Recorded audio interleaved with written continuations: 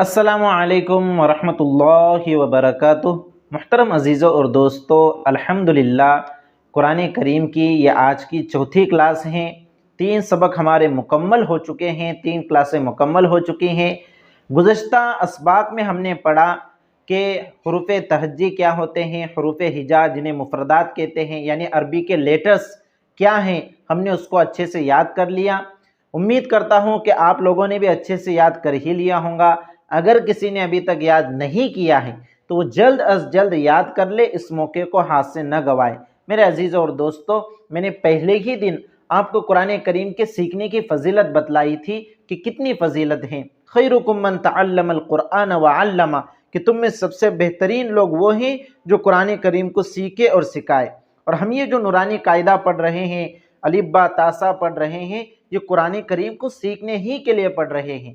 اس لیے جب سے آپ نے نورانی قاعدے کے بسم اللہ سے شروعات کی ہے، الف با سے شروعات کی ہے، اسی وقت سے گویا آپ خیرکم من تعلم القرآن وعلمہ بن چکے ہو، یعنی روئے زمین پر بہترین لوگوں میں آپ کا شمار اللہ رب العزت کے نزدیک ہو رہا ہے۔ اس لیے میرے عزیزوں اور دوستو، 10-15 منٹ نکالنا کون سی بڑی بات ہے۔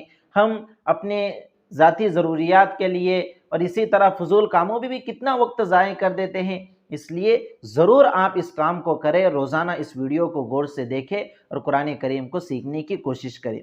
آج کی یہ ہماری چوتھی کلاس ہے، چوتھا سبق ہے۔ آج ہم کیا پڑھنے والے ہیں، آپ دیکھیے نورانی قاعدے میں، اگر کسی کے پاس نورانی قاعدہ نہیں ہے تو اسکرین پر دیکھ لے۔ مرکبات میں ملے ہوئے حروف کی شکلیں۔ مرکب کسے کہتے ہیں؟ جب 2 یا 2 سے زیادہ حرف ایک دوسرے سے مل جاتے ہیں، جڑ جاتے ہیں، تو اسے مرکب کہا جاتا ہے۔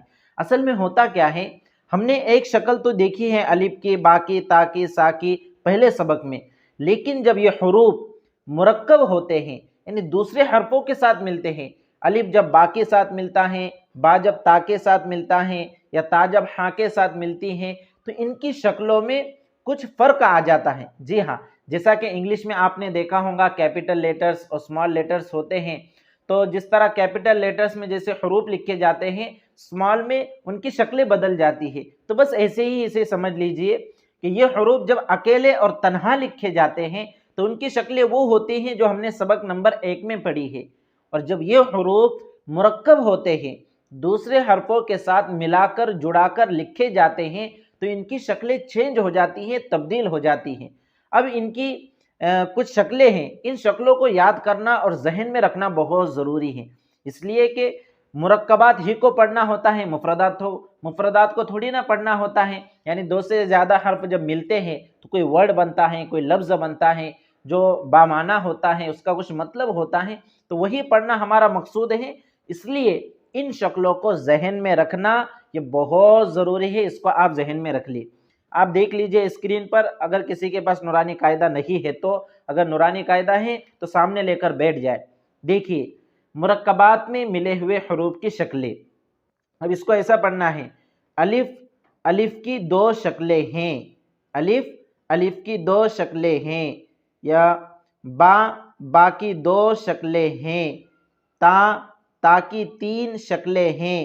تو دیکھیے الف کی کتنی شکلیں بتائیں؟ 2 شکلیں ہیں، یعنی الف کبھی تو سیدھی لکیر کی شکل میں آئے گا، کبھی ٹیڑھی لکیر کی شکل میں آئے گا، کبھی اس طرح سے ٹیڑھا ہو کر آئے گا۔ اب یہ کب آئے گا؟ اس کے اگلے والے سبق میں ہماری پریکٹس، مشق اور ایکسرسائز ہو جائیں گی۔ اگلے اسباق جب آپ پڑھیں گے تو یہ ساری شکلیں آپ کے ذہن میں بالکل پختہ ہو جائیں گی۔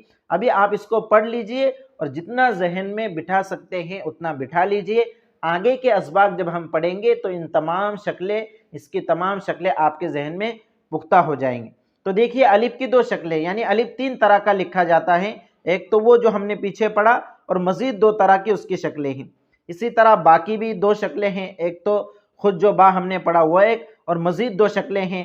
تا کی 3 شکلیں ہیں، دیکھ لیجئے آپ، جیم کی 1 شکل ہے، دال کی 1 شکل ہے، عین کی 2 شکلیں ہیں، فا کی 2 شکلیں ہیں، کاف کی 2 شکلیں ہیں، لام کی 2 شکلیں ہیں، میم کی 2 شکلیں ہیں، نون کی 2 شکلیں ہیں، ہاں کی چھوٹی ہاں اس کی 3 شکلیں ہیں، حمزہ کی 2 شکلیں ہیں، یا کی دو شکلیں ہیں۔ اسی طرح سے آپ کو یہ سبق یاد کرنا ہے، الف کی دو شکلیں ہیں، با کی دو شکلیں ہیں، تا کی تین شکلیں ہیں، اور یہ جو شکلیں ہیں ان شکلوں کو اپنے ذہن میں جتنا ہو سکے آپ کو بٹھانا ہے۔ جی ہاں، آپ جب ان کو اچھے سے اپنے ذہن میں بٹھا لیں گے تو انشاءاللہ کوئی دشواری آپ کو پیش نہیں آئیں گی۔